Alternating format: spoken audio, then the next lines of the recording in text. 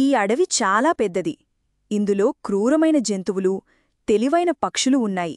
కాని వాటన్నిటికంటే ఒక special hero ఉన్నాడు. వాడి పేరు కిట్టూ.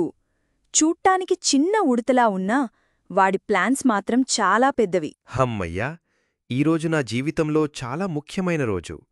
ఈరోజు నా మిషన్ ఆపరేషన్ బాదం. కిట్టు టార్గెట్ ఏంటో తెలుసా?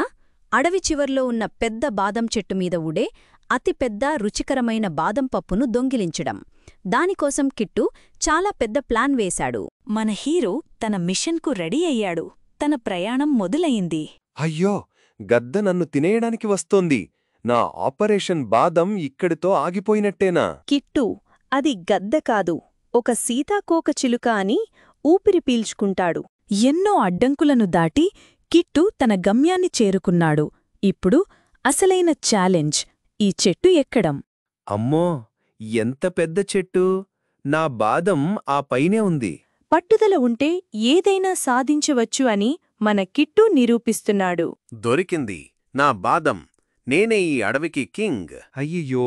పాపం కిట్టూ, రోజంతా కష్టపడింది ఒకరైతే దాన్ని హాయిగా అనుభవించింది మరొకరు. పర్లేదులే, ఈరోజు ఆపరేషన్ బాదం ఫెయిల్ అయినా రేపు ఆపరేషన్ డబుల్ బాదం ప్లాన్ చేస్తా.